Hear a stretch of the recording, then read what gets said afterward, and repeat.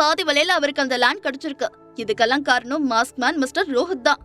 ஒருவேளை மிஸ்டர் ரோஹித்துக்கு என் மேல இருக்கிற இன்ட்ரெஸ்ட்ல தான் இவ்ளோ கம்மி விலைக்கு எங்க அப்பாவுக்கு லேண்ட் கொடுத்திருக்காரான்னு நினைச்சுக்கிட்டு எங்க அப்பா அவங்க வீட்டுக்கு சம்பந்தம் பேச போகலாமான்னு என்ன நச்சரிக்க ஆரம்பிச்சுட்டாரு என்று ஜெனி கூறினாள். அப்படியா? சரி, அப்புறம் எப்படி சமாளிச்சா என்று நித்யா சிரித்துக்கொண்டே கேட்கவும், என்னத்த சமாளிக்கிறது போ, மாஸ்க் மேனை பத்தி நீ யாருக்கும் எதுவும் தெரியக்கூடாதுன்னு வேற சொல்லியிருந்த இல்லையா? அதனால நான் எங்க அப்பா கிட்ட ரோஹித் கிட்ட அந்த மாதிரி எல்லாம் பழகல, அவரு என்ன தன் கூட பிறந்த தங்கச்சி மாதிரி தான் நினைக்கிறாருன்னு சொல்லி சமாளிச்சு வச்சிருக்கேன் என்று ஜெனி கூறவும், ரொம்ப தேங்க்ஸ் டி என்று நித்யா கூறினாள். உன் தேங்க்ஸ் எல்லாம் எனக்கு வேண்டாம், நீ எனக்கு ஒரு ஹெல்ப் பண்ணணும் என்று ஜெனி தன் முகத்தை சீரியஸாக வைத்துக் கொண்டு கூறினாள். என்னது, நான் உனக்கு ஹெல்ப் பண்ணணுமா? இது வரைக்கும் நீ தானடி எனக்கு ஹெல்ப் பண்ணிட்டு இருக்க. என்னால முடிஞ்ச எந்த ஹெல்ப்பா இருந்தாலும் நான் உனக்கு கண்டிப்பா பண்ணுவேன். என்ன செய்யணும் சொல்ல என்று கேட்டாள். ஒரு ஆழ்ந்த பெருமூச்சை வெளியேற்றிய ஜெனி, அது வந்து நான் யாரையாவது லவ் பண்ணணும் என்று தயங்கிக் கொண்டே கூறியவள் டக்கென்று நிமிர்ந்து, எப்படி லவ் பண்றது என்று மிகவும் ஆர்வத்துடன் கேட்டாள். ஜெனி கூறியதை கேட்டவுடன் நித்யாவிற்கு இருமல் வந்துவிட்டது. அவள் தன்னுடைய தலையை தட்டிக்கொண்டு, என்னடி சொன்ன என்று கேட்டாள். ஆமாண்டி என்று அழுத்துக்கொண்ட ஜெனி, நான் உன்ன மாதிரி சூப்பரான ஃபிகரா இல்லனாலும் சுமாரான ஃபிகரா தான் இருக்கேன். உன்ன மாதிரி எனக்கு நல்லா சமைக்க தெரியாது, ஆனா நல்லா சாப்பிட தெரியும். என்னை எவனும் திரும்பி பார்க்க மாட்டேங்கிறான். நானே வெளியே போய் பேசினாலும் அவங்க என்ன சிஸ்டர்னு சொல்லிடுறாங்க. இந்த வயசுல பாய் ஃப்ரெண்ட் இல்லன்னு வெளியே சொல்லவே அசிங்கமா இருக்கு. இதையெல்லாம் பார்க்க எனக்கு எரிச்சலா இருக்குடி என்று ஜெனி புலம்பினாள். ஜெனி கூறியதை கேட்டவுடன் நித்யாவிற்கு சிரிப்பு வந்துவிட்டது.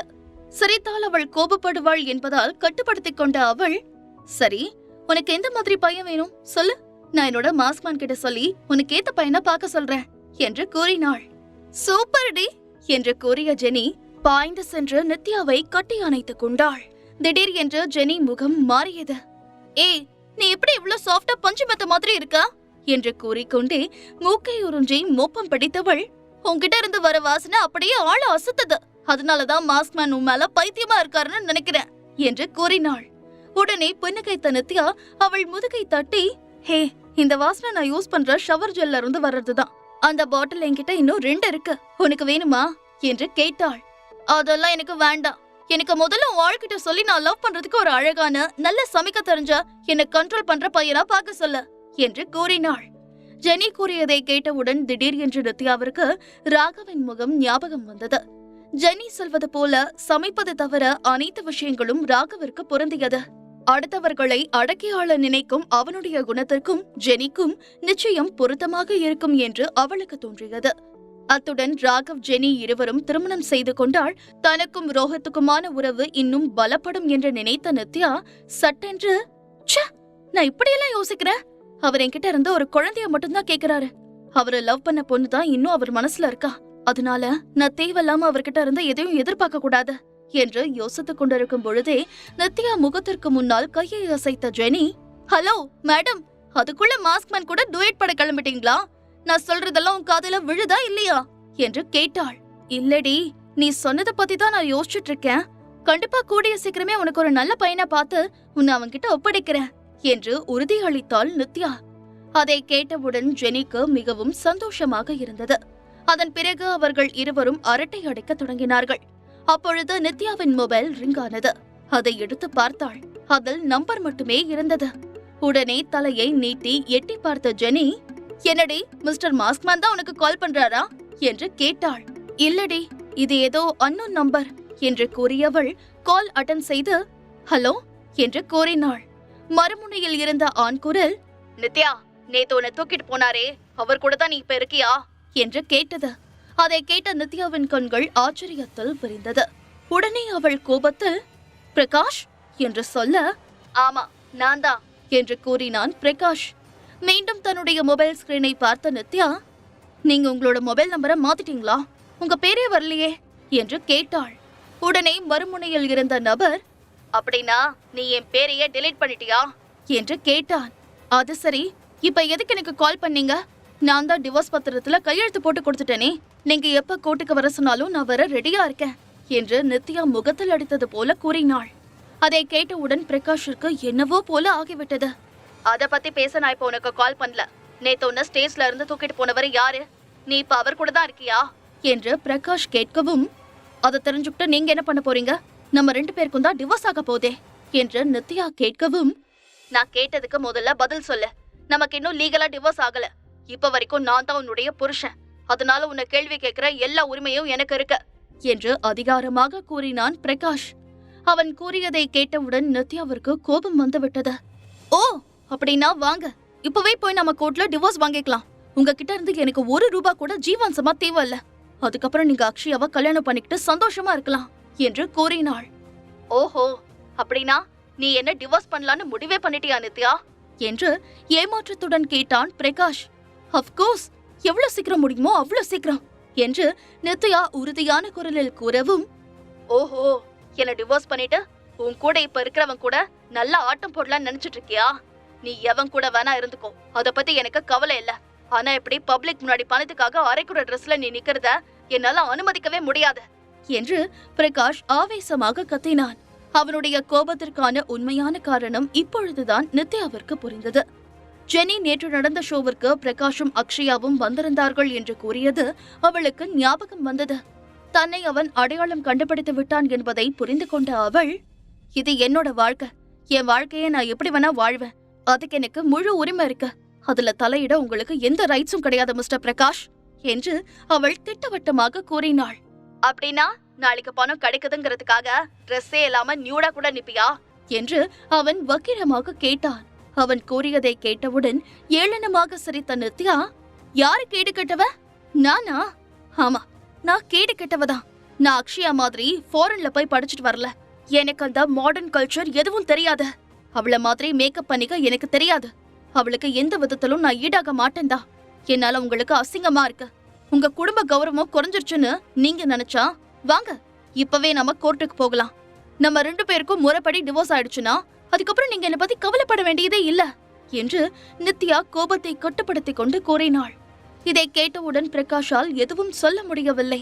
சிறிது நேரம் அமைதியாக இருந்தவன், நித்யா, நீயா இப்படியெல்லாம் பேசுற? இன்னைக்கு காலையில டிஃபனுக்கு என்ன வெடிகுண்ட முழுங்கிட்டியா? இப்படி டமால் டமால்னு வெடிச்சிட்டு இருக்க? இவ்ளோ நாளா அமைதியா நான் சொல்றத கேட்டுக்கிட்டு அடக்க ஒடுக்கமா இருந்த நித்யாவா இது என்று நம்ப முடியாமல் கேட்டான். ஆமா, அதே நித்யாதான் நான். இவ்ளோ நாளா முட்டாளா இருந்தானா? கடைசி வரைக்கும் அப்படியே இருப்பேன்னு நினைச்சிட்டீங்களா? அன்னைக்கு ஹாஸ்பிட்டல்ல பாத்தீங்கல்ல, நீங்க மட்டும் வந்து தடுக்காம இருந்திருந்தா இந்நேரம் அக்ஷயாவை புதைச்ச இடத்துல இருந்து புல்லு முளைச்சிருக்கோம் என்று கூறினாள் நித்யா. நான் ஒண்ணு அவளை காப்பாத்துறதுக்காக அப்படி நடந்துக்கல. ஒரு காரணத்துக்காக தான் நான் அப்படி செஞ்சேன். அத பத்தி நான் அப்புறமா உன்கிட்ட சொல்றேன் என்று பிரகாஷ் கூறவும், அதெல்லாம் எனக்கு தேவையில்லாத விஷயம். இப்பவே நான் கோர்ட்டுக்கு வரேன். நீங்க ஒரு ஆம்பளையா இருந்தா கோர்ட்டுக்கு வந்து டிவோர்ஸ் பேப்பர்ல கையெழுத்து போட்டுட்டு போங்க. இன்னைக்கே நம்ம 2 பேருக்கும் இருக்கிற உறவு முடிஞ்சு போகட்டும் என்று கூறிவிட்டு அவனுடைய பதிலை எதிர்பார்க்காமல் போனை கட் செய்தாள் நித்யா. ஒரு ஆழ்ந்த பெருமூச்சை வெளியேற்றி தன்னை ஆசுவாசப்படுத்திக் கொண்டாள். தன்னுடைய கோபத்தை வெளிப்படுத்தி அவளுக்கு வெகு நாட்கள் ஆகிவிட்டது. இப்பொழுது அவள் மிகவும் உற்சாகமாக இருந்தாள். அவள் பேசுவது அனைத்தையும் வாய் பிளந்து கேட்டுக்கொண்டிருந்த ஜெனி கையை தட்டிக்கொண்டு அருகில் வந்து அவளை கட்டி அணைத்து, வெரி குட் நித்யா, அந்த டபரா மண்ட பிரகாஷுக்கு சரியான பதிலடி கொடுத்த. இந்த உலகத்திலேயே தான் மட்டும்தான் பெரிய மன்மதன். தான் கண்ணு சச்சா எல்லா பொண்ணுங்களும் தன் காலடியில வந்து விழுவாங்கன்னு அவன் ரொம்ப தெனாவட்டா சுத்திட்டு இருந்தான். அவனுக்கு சரியான ஆப்ப வச்சுட்ட நீ என்று பாராட்டினாள். இப்படியெல்லாம் பேச எனக்கு பழக்கமே இல்ல ஜெனி. ஆனா அந்த பிரகாஷ் தான் என்னை இப்படியெல்லாம் பேச வச்சுட்டான் என்று நித்யா கூறவும், இதே மாதிரி நீ ஆரம்பத்திலே பேச இருந்திருந்தா அந்த பிரகாஷும் அவங்க அம்மாவும் சேர்ந்து உன்னை இந்த அளவு குடும்பப்படுத்தி இருக்க மாட்டாங்க என்று ஜெனி கூறினாள். மறுபுறம் நித்யா இன்னும் லைனில் இருக்கிறாள் என்று நினைத்து கொண்டு பிரகாஷ் பேசிக்கொண்டே இருந்தார். ஆனால் மறுமுனையில் இருந்து எந்த பதிலும் வரவில்லை என்றவுடன் மொபைலை பார்த்தான். அது ஏற்கனவே கட்டாக இருந்தது. உடனே பற்களை கடித்துக் கொண்டு, டிவோர்ஸ் பண்றேன்னு எனக்கே சவால் விடுறாளா அந்த நித்யா? அந்த அளவுக்கு அவளுக்கு எங்கிருந்து தைரியம் வந்துச்சு? உன்னை அவ்வளவு சீக்கிரம் விட்டுடுவேன்னு நினைச்சியாடி? சான்ஸே இல்ல என்று முணுமுணுத்த அவனுக்கு ஆத்திரம் தலைக்கு ஏறியது. தன்னுடைய கையில் இருந்த போனை தூக்கி பெட்டில் எறிந்தான். அப்பொழுது, பிரகாஷ் டார்லிங் என்று கொஞ்சிக் கொண்டே உள்ளே வந்த அக்ஷயா, என்ன டார்லிங், ரொம்ப டென்ஷனா இருக்கீங்களா? திரும்பவும் நித்யாவுக்கு கால் பண்ணி சண்டை போட்டீங்களா? இந்த ஆப்பிள் ஜூஸை குடிங்க, உங்க கோபம் கொஞ்சம் குறையும் என்று கொஞ்சம் குரலில் கூறினாள். அக்ஷயா ஒரு நோக்கத்திற்காகத்தான் பிரகாஷுடன் இணைந்து இருக்கிறாள். பிரகாஷை எப்படியாவது தன்னுடைய கட்டுப்பாட்டுக்குள் வைத்துக் கொள்ள வேண்டும் என்று நினைத்த அவள், சாரி பிரகாஷ், நேத்து நான் ஏதோ கோபத்துல உங்ககிட்ட சண்டை போட்டுட்டேன். யாரோ ஒரு பொண்ணு உங்களை மயக்க நினைக்கிறான்னு கேள்விப்பட்ட உடனே என் இதயத்தை யாரோ என்கிட்ட இருந்து புடுங்கிட்டு போற மாதிரி இருந்துச்சு. நான் உங்களை எவ்வளவு லவ் பண்றேன் தெரியுமா? என் மனசு முழுக்க நீங்க தான் இருக்கீங்க. உங்களை வேற ஒரு பொண்ணு கூட என்னால நினைச்சு கூட பார்க்க முடியாது. அதோட இப்ப நான் கர்ப்பமா இருக்கேனா, அதனாலதான் எனக்கு சட்டுன்னு கோபம் வருது. சாரி, என்ன மன்னிச்சிருங்க டார்லிங் என்று மயக்கம் குரலில் கூறினாள். ஏ, என்ன சொல்ற நீ? என்ன லவ் பண்றியா என்று பிரகாஷ் சந்தேகமாக கேட்கவும், என்ன டார்லிங், என்ன பார்த்து இப்படி ஒரு வார்த்தை கேட்டுட்டீங்க? நான் உங்க மேல உயிரையே வச்சிருக்கேன் தெரியுமா? நீங்க ரொம்ப ஹேண்ட்ஸமா, ரிச்சா, பார்க்க சினிமா ஹீரோ மாதிரி இருக்கீங்களா? அதனாலதான் உங்களை எல்லா பொண்ணுங்களும் கொஞ்சம் கூட வெக்கமே இல்லாம சுத்தி வராங்க. யாராவது என்கிட்ட இருந்து உங்களை தட்டி பறிச்சுட்டு போயிருவாங்களோன்னு எனக்கு எவ்வளவு பயமா இருக்கு தெரியுமா என்று அப்பாவையாக முகத்தை வைத்துக் கொண்டு அக்ஷயா கூறவும், அவளை பிடித்து தள்ளிவிட்ட பிரகாஷ், போதும் நிறுத்து. ஒரு காலத்துல என்னையும் அந்த வெக்கங்கெட்ட பொண்ணுங்க மாதிரி தான் நீயும் சுத்தி வந்து மயக்கனங்கிறதா மறந்துடாத என்று எச்சரிக்கும் விதமாக கூறினான். பிரகாஷ், என்ன பண்றீங்க? உங்க குழந்தை என் வயித்துல இருக்குங்கிறத மறந்துட்டு என்ன பிடிச்சு தள்ளி விட்டுட்டீங்களே. எனக்கு என்ன ஆனாலும் பரவாயில்ல, ஆனா நம்ம குழந்தைக்கு ஏதாவது ஆச்சுன்னா என்ன பண்ணுவீங்க என்று கோபமாக கேட்டாள். அப்பொழுதுதான் தான் செய்த தவறு பிரகாஷிற்கு புரிந்தது. விரக்தியில் தன்னையே நொந்து கொண்டவன், சாரி அக்ஷயா, நான் ஏதோ கோபத்துல அந்த மாதிரி பண்ணிட்டேன். சரி வா, நம்ம ஹாஸ்பிட்டலுக்கு போகலாம் என்று இறங்கி வந்து கூறினான். பிரகாஷ் இறங்கி வரவும் எகிரிய அக்ஷயா, உண்மையை சொல்லுங்க, நேத்து ஆட்டோ ஷோவ்ல கலந்துக்கிட்ட மாடல் ஒருத்திக்கும் உங்களுக்கும் என்ன சம்பந்தம்? அவகிட்ட எதுக்கு கொஞ்சி பேசிட்டு இருந்தீங்க என்று கேட்டாள். அக்ஷயா கூறியதை கேட்டவுடன் பிரகாஷிற்கு ஆத்திரம் தலைக்கு ஏறியது. ஆனாலும் பல்லை கடித்துக் கொண்டு பொறுத்து கொண்ட அவன், நான் தான் உன்கிட்ட முன்னாடியே சொன்னேனே அக்ஷயா, அந்த பொண்ணுக்கும் எனக்கும் எந்த சம்பந்தமும் கிடையாது. நீ தேவையில்லாம எதையோ யோசிச்சுட்டு இருக்க என்று கூறினான். சரி, அப்படின்னா உங்க மொபைல என்கிட்ட கொடுத்த உங்க மேல எந்த தப்பும் இல்லைன்னு நிரூபிங்க பார்க்கலாம் என்று அவள் சவால் விட்டாள். இதற்கு மேல் பிரகாஷால் அமைதியாக இருக்க முடியவில்லை. கோபத்தில் வடித்த அவன், ஓ, உனக்கு என் மொபைல் வேணுமா?